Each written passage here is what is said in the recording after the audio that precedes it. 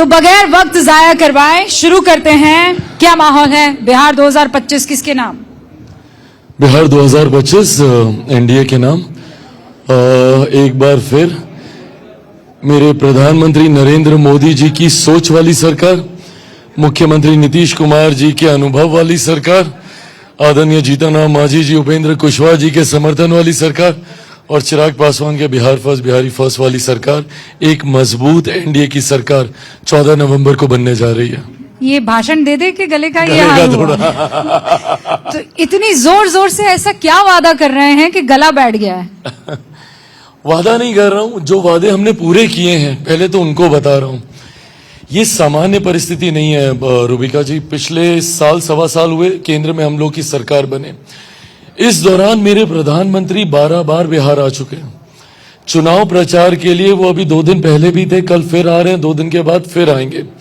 मेरे प्रधानमंत्री का बार बार बिहार आना और जब तक आचार संहिता नहीं लगा था, लाखों करोड़ों की परियोजनाओं को बिहार और बिहारियों के लिए समर्पित करना, सिर्फ शुभारंभ नहीं करना, उद्घाटन भी करना। इसने वो विश्वास जताया है जनता के भीतर डबल इंजन की सरकार को लेकर कि कैसे विकास तीव्र गति से अपने पैर पसारता है जब एक ही सोच वाली दोनों जगह सरकार होती है संघीय ढांचे में। तो पहली बात तो ये बताना लोगों को कि हम लोगों ने क्या किया और आने वाले दिनों में जब 2047 में भारत विकसित देश बनेगा, उसके लिए कितना जरूरी है मेरे बिहार के हर एक गांव का विकसित बनना, उसके लिए हम लोग का क्या रोड मैप है, बस ये बातें साझा करता हूं मन से। रोड मैप है, लेकिन रोड पर जो एनडीए की गाड़ी चला रहे हैं उसका ड्राइवर कौन होगा? महागठबंधन अब इसे लेकर बहुत आप लोगों पर हावी हो गया है। आई नो कि आप डे 1 से कह रहे हैं कि कोई वैकेंसी नहीं है, डे 1 से कह रहे हैं कि नीतीश बाबू ही होंगे सीएम, लेकिन आप लोग एक प्रेस कॉन्फ्रेंस करके जैसे महागठबंधन ने किए, ऐलान क्यों नहीं कर देते? ये शब्दों को का खेल क्यों खेल रहे हैं? नेतृत्व में चुनाव लड़ेंगे, कोई वैकेंसी नहीं है, कहिए ना कि हमारा सीएम नीतीश बाबू है। तो मैं तो ये कहता ही हूं कि हमारे सीएम मुख्यमंत्री नीतीश कुमार जी एक बार। पर वो आरोप लगा रहे हैं, ना मोदी कहते हैं ना अमित शाह कहते हैं। होता क्या है ना Rubika ji, we need to be technically very correct when we say these things. अभी थोड़ी देर के बाद गृह मंत्री जी आने ही वाले, उन्होंने स्पष्ट तौर से इसको कहा था कि जितने विधायक जीत कर आएंगे वो दोबारा मुख्यमंत्री तय करेंगे। लोकतंत्र की मर्यादा यही कहती है, संविधान की परंपरा यही कहती है। अब जब हम लोग ये जवाब देते हैं तो छूटते ही आता है कि भैया राजस्थान में तो आपने बोला नहीं था, तो मध्य प्रदेश में तो आपने खुद ही कर दिया था। क्यों? क्योंकि वहां पे एक दल को ये निर्णय लेना था। यहाँ पे 5 दल इन्वॉल्व हैं, 5 दलों के विधायक, और मुझे लगता है ये सिर्फ मर्यादा का पालन किया जा रहा है। इवेंचुअली एवरीबडी नोज कि जब सारे विधायक जीत कर आएंगे एक बार फिर से मौजूदा मुख्यमंत्री जी को चुना जाएगा। अब इसमें एक और परमिटेशन कॉम्बिनेशन बनता है, वो ये कि चिराग पासवान को जो 29 सीटें मिली हैं, वो तो मानकर चलिए कि बीजेपी को ही मिली है। 101 प्लस 29 हो गए 130। अब 130 में चिराग बाबू के विधायक अगर जीत कर आते हैं तो वो नीतीश बाबू को थोड़ी, वो तो हो सकता है कि बीजेपी के कैंडिडेट को या अपना कैंडिडेट आगे बढ़ा दें। फिर मैं ये मानता हूं जो समर्पण मेरा मेरे प्रधानमंत्री के प्रति है, मैंने हमेशा अपने फैसलों को उनके साथ जोड़ के देखा है। पर यहाँ पे हम लोग गठबंधन की बात कर रहे हैं और हम लोग चुनावी रण में हैं। कोई भी बात ना हल्के में कही जाएगी, कोई भी फैसला ना हल्के में लिया जाएगा। मुझे लगता है जितनी चिंता महागठबंधन को हम लोगों के नेतृत्व और मुख्यमंत्री के चेहरे को लेकर है, अगर इतनी चिंता उन्होंने ईमानदारी से अपने गठबंधन में दर्शाई होती तो ये सो कॉल्ड फ्रेंडली फाइट इन्हें नहीं करनी पड़ती। मैं नहीं मानता कि राजनीति में कोई भी दोस्ताना संघर्ष की गुंजाइश है। Either you are fighting with each other और you are friend with each other, there is nothing in between. ऐसे में इन्होंने अपने आप का चेहरा तक कैसे घोषित करवाया, और होने के बाद जो एकदम से इनमें वो आ गया ना अक्खड़ बन कि भाई हमने तो कर दिया, अब आप करो आप करो, कैसे करवाया? अगर किसी को इतना डरा के, किसी को इतनी आंखें दिखा के, किसी की इतनी मिन्नतें करके अगर आपको सीएम चेहरा घोषित किया तो क्या किया?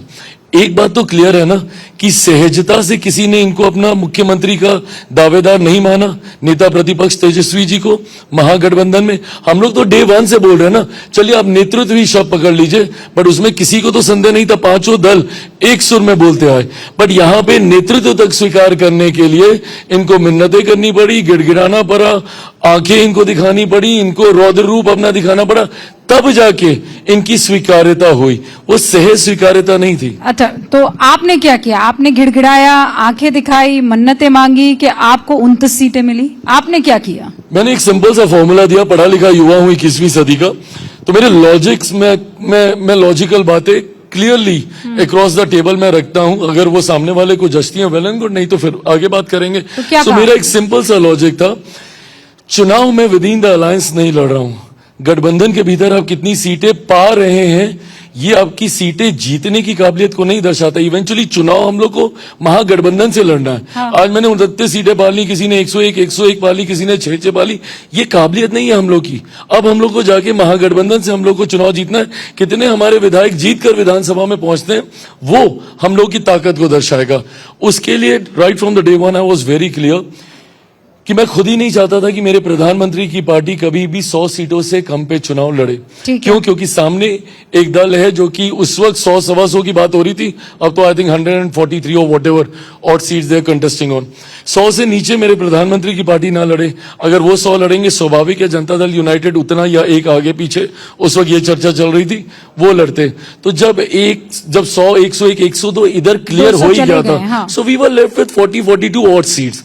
उसमें मैंने एक सिंपल सा लॉजिक दिया था कि भाई आप एक लोकसभा के ऊपर आप विधानसभा बांध दीजिए, 5 बांधनी है, 6 बांधनी है, 7 बांधनी है, वॉट एवर, उस हिसाब से हम तीनों में इसका डिवीजन हो जाए। 6 का आंकड़ा बैठा, उसमें फिर भी मुझे 1 सीट का नुकसान हुआ। 6 पंजे 30 होता है, मेरे पास 29 आई, बट उसको मैंने खुशी खुशी स्वीकार इसलिए किया क्योंकि आज से ठीक 20 साल पहले मेरे नेता, मेरे पिता आदरणीय रामविलास पासवान जी को 29 विधायक उन्होंने जीत कर दिए थे। एक बार फिर 20 साल के बाद मेरे पास मौका है 29 के 29 विधायक जीतने का। फॉर्मूला बता दिया है, लेकिन अब ये बता दीजिए 29 में से कितने विधायक? मैं तो मान के चलूंगा कि मैं 29 के 29 में जीत रहा हूं। Why would I under estimate my self? मैं तो उतनी मेहनत, उतनी तैयारी हर एक सीट पे मैं कर ही रहा हूं। इवेंचुअली सब जनता के हाथ में होता है, बट मैं मानता हूं कि मैं 29 के 29 मैं जीतूंगा। हमारे गठबंधन का स्ट्राइक रेट इस बार ऑल टाइम हाई पे जाएगा, बहुत बढ़िया रहेगा। मतलब 2010 से ऊपर? 2010 से डेफिनेटली। अच्छा, 29 अगर आप ले आएंगे तो फिर बड़ा दल हो जाएंगे, तो फिर आप उप मुख्यमंत्री वाला पद मांगेंगे अपनी पार्टी के लिए? आप बता दीजिए, अपने लिए मांगेंगे या अपनी पार्टी के लिए मांगेंगे? आप अपनी गलतियों से तो सीखते ही सीखते हैं, बट दूसरों की गलतियों से सीखना ज्यादा जरूरी होता है। मैंने कई दलों को हाशिए पे जाते हुए देखा है, इस जिद को सामने रख के कि भाई पहले मुझे घोषित करो, मुझे घोषित करो।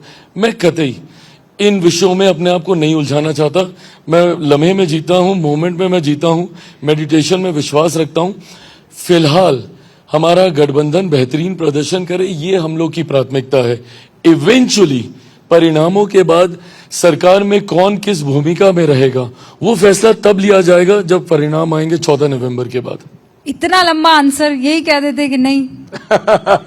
तो उप मुख्यमंत्री आप चाहते हैं आपकी पार्टी का बने कि नहीं?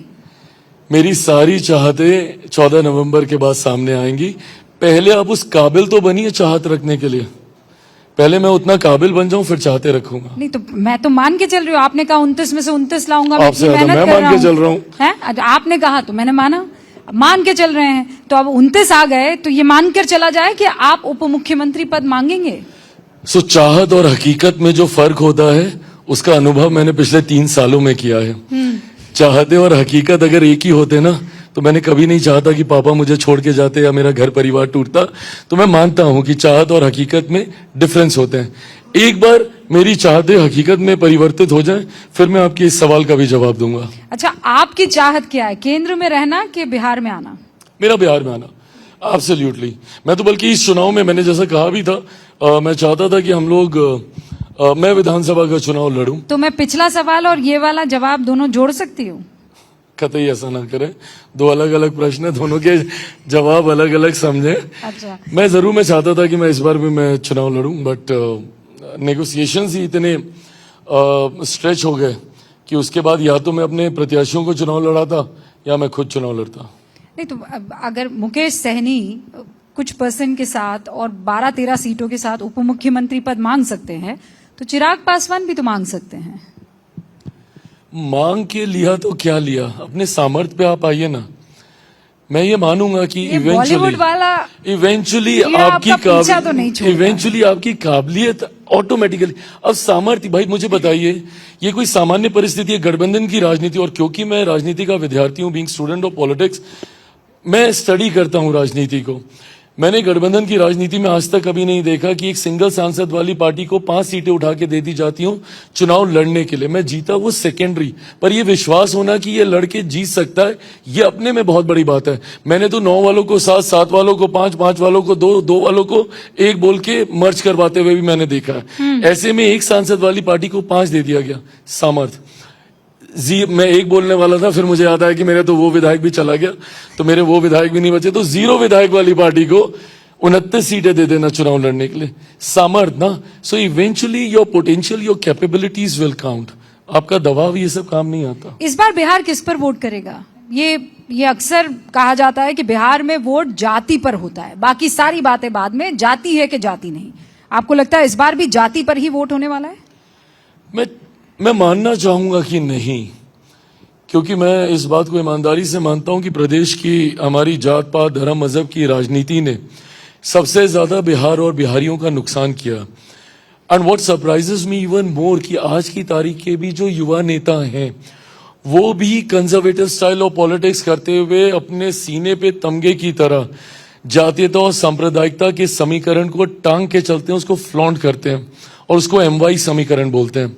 मेरा भी एक MY समीकरण है, बट अनलाइक राजद के MY में जिसमें M रिप्रेजेंट सांप्रदायिकता, जिसको इन्होंने सिर्फ वोट बैंक बना रखा है, एंड Y रिप्रेजेंट जातीयता, जो कि सिर्फ एक परिवार तक ही सीमित है और कोई दूसरा यादव उनके यहां आगे नहीं आ सकता। ऐसे में मेरा एक MY समीकरण है जहां M में देश की ही नहीं दुनिया की आधी आबादी महिलाएं हैं, तो Y में मेरे प्रदेश की ही नहीं देश की सबसे बड़ी आबादी युवाओं की है। तो मैं इस MY समीकरण के साथ मैं आगे चलने का मैं प्रयास कर रहा हूं। काबिले तारीफ है अगर ये आपका MY समीकरण है और आप कह रहे हैं कि आप मानना चाहते हैं कि जाति पर वोट नहीं होता है, लेकिन हकीकत हम सब जानते हैं। अब बड़ा सवाल ये है, राहुल गांधी मैदान में आ चुके हैं। आज राहुल गांधी जब एक रैली को संबोधित कर रहे थे तो उन्होंने ये कहा कि प्रधानमंत्री नरेंद्र मोदी वोट के लिए कुछ भी कर सकते हैं। आप उनको स्टेज पर बुलाकर नाचने के लिए कहेंगे तो वो नाच भी लेंगे। इस तरीके के बयान फायदा पहुंचाएंगे या नुकसान? ऑफ कोर्स नुकसान पहुंचाएंगे। आप किसी पे इस तरीके, और ये देखिए कहीं ना हताशा को दर्शाता है। जब आप चिढ़ के बयान देते हैं ना, अब ये चिढ़ा हुआ बयान है, जब आप चिढ़ के कुछ बोलते हैं तो समझ में आता है कि आप हताश हैं, आप निराश हैं। नहीं तो इस तरीके का आप बोलिए ना भैया कि आपके 11 साल में आपने क्या किया क्या नहीं किया, बिहार में केंद्र सरकार के द्वारा क्या हुआ, 11-12 बार मेरे प्रधानमंत्री चुनाव से पहले 1 साल में बिहार आ गए तो क्या देकर गए। नीति पे सवाल उठाइए ना, जितने सवाल उठाने, और हम सब खड़े हैं आपके सवालों का जवाब देने, बट किसी की मां को गाली देना, और मैं इस बात को इसलिए भी ज्यादा महसूस करता हूं क्योंकि लोकसभा में खुद मेरी मां को, मेरे परिवार को इसी तरीके से गालियां दी गई थी। इस तरीके से व्यक्तिगत जाना, मुझे कतई किसी प्रोफेशनल उससे मुझे कोई एतराज नहीं है। जो लोग नाचकर भी अपना जीवन को आगे बढ़ाते हैं, बहुत अच्छी बात है, वो भी मेहनत करते हैं।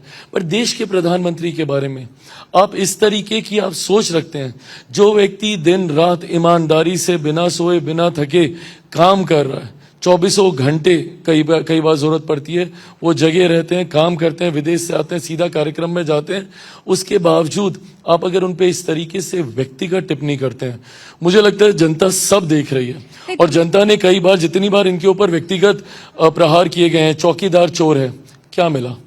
बैकफायर हुआ ना। इस तरीके के बयान मुझे नहीं समझ में आता कांग्रेस के नेता क्यों नहीं समझते, उनको खुद को नुकसान पहुंचाते हैं। तो आपके एनडीए के गठबंधन के और उप मुख्यमंत्री हैं, उन्होंने भी तो इस तरीके का बयान दिया। केसरी जी के लिए कहा ना कि वो नचनिया हैं। देखिए, जैसा मैंने कहा कि अगर कोई नाच के भी अगर अपना जीवन चला रहा है, मैं कतई मैं उस चीज को नाच गा के, मैं तो खुद कला के क्षेत्र से मैं आया हूं, मैं कला के हर क्षेत्र का मैं सम्मान करता हूं, बट अगर आप इसको एक डेरोगेटरी वे में, अगर आप किसी को नीचा दिखाने की सोच के साथ अगर आप इसका इस्तेमाल करेंगे तो मैं कतई उसका समर्थन नहीं करूंगा, भले वो मेरे ही गठबंधन के नेता क्यों ना हो। राहुल गांधी के आने से आप लोग बड़े खुश हैं? No, I am happy, at least उनको याद तो आई वापस क्योंकि मुझे लगता है 1.5-2 महीने हो गए जब वो एसआईआर को लेकर यहाँ पे भ्रम फैला कर गए थे, और उस वक्त ऐसा लग रहा था कि शायद बिहार से ज्यादा उनके लिए और कुछ महत्वपूर्ण ही नहीं, और होना भी नहीं चाहिए था, बिकॉज इमीडिएट जो बड़ा चुनाव आ रहा था वो हमारे राज्य का ही है, एंड देन फिर एक सीरीज ऑफ इलेक्शन अगले साल है, बंगाल, असम, तमिलनाडु, ये सब जगह को लेकर। तो ऐसे में मैं मान के चल रहा था कि शायद उनके लिए बिहार इंपॉर्टेंट होगा, बट वो आए 10-12 दिन यहाँ पे, उन्होंने शोर हल्ला किया, and then he just vanished completely. और आज 1.5-2 महीने के बाद उनको वापस याद आई है। अब आएंगे, ऐसी बातें करेंगे, सेल्फ गोल पे सेल्फ गोल वो करेंगे, खुद का ही नुकसान करेंगे। सोचिए, देश की सबसे पुरानी पार्टी का नेता, क्या ये नैतिकता या गंभीरता की जरूरत नहीं थी कि जब नेगोशिएशंस डिरेल हो रहे थे उस वक्त वो खुद उसको हाथ में लेते, लीड लेते, कमांड लेते और उनको सुलझाते, फ्रेंडली फाइट की नौबत नहीं आने देते। हम लोगों ने सब कुछ कर करा के, ऐसा नहीं कि हमारे बीच में डिफरेंसेस नहीं हुए, इश्यूज नहीं हुए, बातें नहीं हुई, सब होने के बावजूद भी समय रहते हम लोगों ने सारे विषयों को सुलझा लिया। तो क्या ये मैच्योरिटी इनको या इनके दल को नहीं दिखानी चाहिए थी? आज आए हैं फिर सिर्फ वोट मांगने, तो जनता कैसे आप पे विश्वास करेगी? नहीं, तो वो कह रहे हैं कि शुरुआत में काम हमने कर लिया, फर्स्ट गियर हमने लगा दिया, उसके बाद तेजस्वी बाबू लगा रहे हैं कौन सा गियर लगा रहे हैं? जो गियर वो लगा के गए थे उन्होंने तो गाड़ी बदल दी ना। I have never heard Tejashwi talking about SIR. मैंने कभी वो उनके मुंह से वो मुद्दा नहीं सुना जो मुद्दा राहुल जी यहाँ पे छोड़कर गए थे। रादर राहुल जी के जाते ही वो एक और यात्रा पे निकले और अपने अलग मुद्दे के साथ निकले। उन्होंने राहुल जी के मुद्दे को कैरी फॉरवर्ड तो कभी नहीं किया। तो यही तो वो विरोधाभास है जिस फ्रेंडली फाइट को ये लोग अपनी सोच में भी लड़ रहे हैं और जमीन पे भी लड़ रहे हैं। दोनों में से ज्यादा अच्छा प्रदर्शन कौन करेगा? दोनों युवा हैं, राहुल गांधी, तेजस्वी यादव, आप भी युवा हैं, दोनों में से बेहतर प्रदर्शन कौन करेगा? 10 दिन और रह गए चुनाव प्रचार को।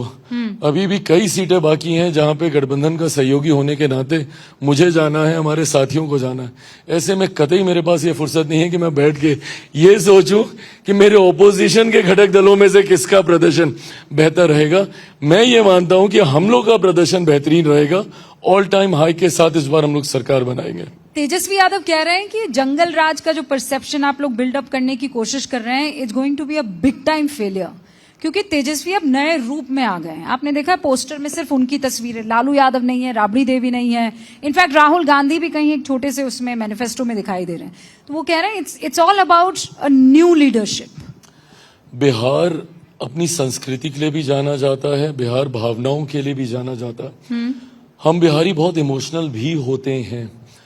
ऐसे में जब मुझे उनके बैनर, पोस्टर, होर्डिंग पे उन्हीं के राष्ट्रीय अध्यक्ष जो उनके पिता भी हैं तस्वीरें नहीं दिखती हैं, तो ये एक पुत्र होने के नाते और पार्टी का नेता होने के नाते भी ये मुझे विचलित करता है। मैं कतई एक भी ऐसा बैनर, पोस्टर, होर्डिंग नहीं इमेजिन कर सकता जहां पे मेरे नेता, मेरे पिता आदरणीय रामविलास पासवान जी की तस्वीर ना हो। ऐसा क्यों है कि उनके पोस्टर से चेहरे नजर आते हैं? ये वही बेहतर बताएंगे, क्योंकि अगर वो खुद अपने पिता को सिनोनिम मानते हैं, पर्यायवाची मानते हैं जंगल राज का, यही कारण होगा ना। क्योंकि इससे पहले भी एक बार वो राजद के भी सारे होर्डिंग से, तो फिर भी महागठबंधन का होगा, बट राजद के भी सारे होर्डिंग से पिछले चुनाव में भी वो उनकी तस्वीरें हटा चुके हैं। और सोचिए, वो उनके पार्टी के राष्ट्रीय अध्यक्ष हैं। जब एक बेटा खुद ही स्वीकार कर रहा है, एक नेता खुद ही स्वीकार कर रहा है कि मेरे राष्ट्रीय अध्यक्ष का कार्यकाल जंगल राज का कार्यकाल था, तो भाई जनता तो फिर इस बात को और स्वीकार करेगी। And why are we raising this issue बार बार, जंगल राज हम लोग क्यों? क्योंकि फर्स्ट टाइम वोटर को ये जानना जरूरी है, जो 2005 के बाद जो पैदा हुआ, जो संभवतः आज टेक्नोलॉजी की वजह से रील स्क्रॉल करता होगा और दिल्ली, बंबई चमचमाते शहर देखता होगा, उनको ये जानना जरूरी है कि 90 का दशक कैसा था, किस हालात से मौजूदा मुख्यमंत्री नीतीश कुमार जी बिहार को इन 20 सालों में निकाल कर लेकर आए। वो अब दौर अब नहीं आएगा, वो टाइम और था, ये टाइम और है। कैसे नहीं आएगा प्रभु? अभी भी वो दौर चल रहा है। मेरी ही पार्टी के प्रत्याशी, अभी मैं आ रहा हूं बख्तियारपुर से, उनकी गाड़ी पर पिछले 3 दिनों से हमला किया जा रहा है। क्यों? क्योंकि वहां पे बख्तियारपुर में जो विपक्ष के, राजद के जो प्रत्याशी हैं, उम्मीदवार हैं, वो धन बल, बाहुबल हर किसी के साथ आते हैं। और यही राजद की संस्कृति रही है, लोगों को डराना, धमकाना, लूट मार। इनकी रैलीज में आप देख लीजिए जिस तरीके से हुड़दंग मचता है। तो अगर कल को गलती से भी ये लोग वापस आ गए तो एक बार फिर मेरा बिहार 20 साल 25 साल पीछे चला जाएगा। अच्छा, पीके को लेकर क्या विचार है आपका? कोई विचार नहीं है प्रभु उनको लेके कोई विचार नहीं है। और 15-20 दिन के बाद बाकी रह गई है। परिणाम बता देंगे कि बिहार की जनता क्या सोचती है। इवेंचुअली बिहार की जनता राजनीतिक दृष्टि से बहुत बुद्धिमान है। ऐसे में कोई भी अपना वोट बर्बाद नहीं करेगा। चुनाव पोलिंग होते होते तक बायपोलर हो जाते हैं। ये मेरा खुद का भी पर अनुभव वो भी है। तो पलायन का मुद्दा उठा रहे हैं, जैसे आप बिहार फर्स्ट का मुद्दा उठाते हैं, तो लोग उन पर विश्वास क्यों नहीं करेंगे? उन पर विश्वास इसलिए नहीं करेंगे क्योंकि जब आप ये मुद्दा उठाते हैं और आप खुद गठबंधन नहीं, जिस दल से आप आते हैं, आप खुद डर के पीछे हट जाते हैं, आप चुनाव नहीं लड़ते। भाई अगर मैं अकेला लड़ रहा होता, अपनी पार्टी से लड़ रहा होता, बिना गठबंधन के लड़ रहा होता, मैं लड़ जाता ना। मैं क्यों नहीं लड़ता? मैं तो खुद फ्रंट से लीड करता। पर जब आप खुद एक बैक सीट लेते हुए दिखते हैं, उन्हीं के खुद के प्रत्याशियों ने कितनों ने बैक सीट ले ली जिस दिन उन्होंने चुनाव लड़ने से इनकार किया। हैविंग सेड इट, मैंने इतनी मेहनत नहीं की है उनके बारे में मंथन करने में। मैं ये मानता हूं कि चुनाव इलेक्टोरल पॉलिटिक्स में उनकी बहुत ज्यादा भूमिका इस चुनाव में कम से कम नहीं होगी।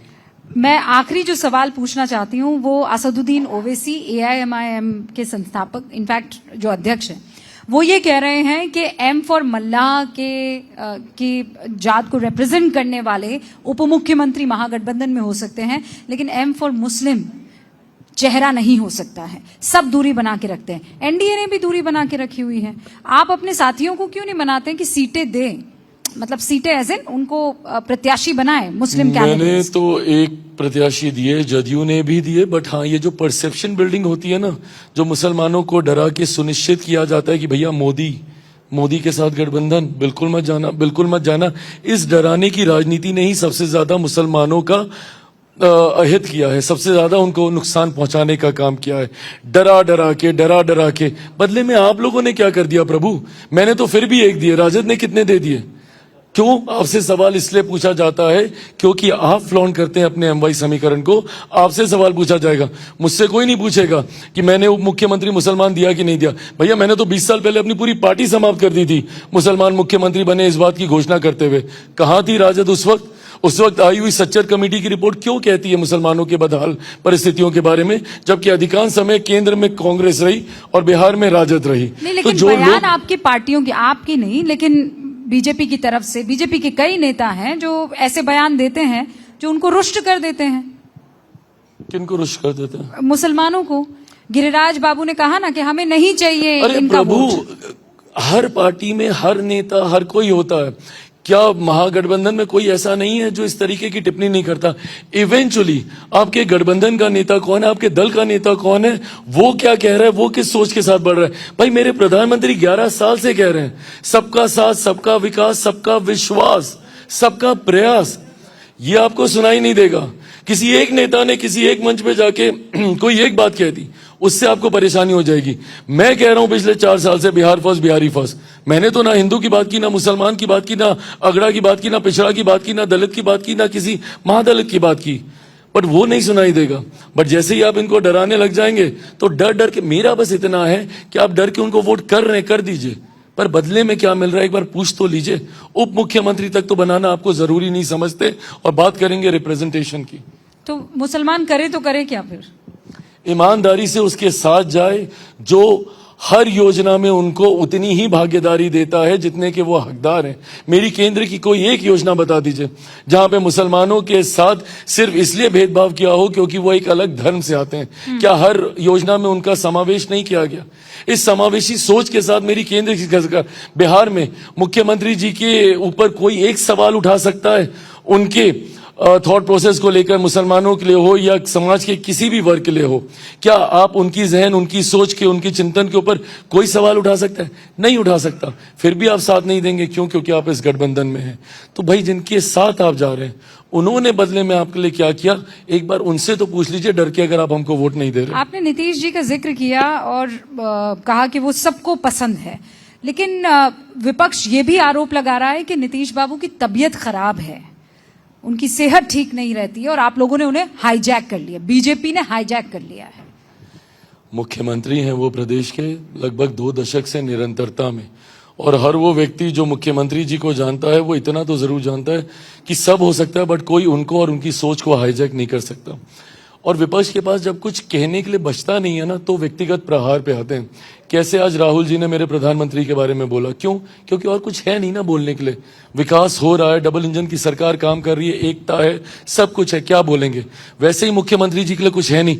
जिस मुख्यमंत्री पे आप उंगली उठा रहे हैं प्रभु, वो आपके प्रचार शुरू, आपका तो तब तक नेगोशिएशंस क्लियर नहीं हुए थे और वो प्रचार में उतर गए थे।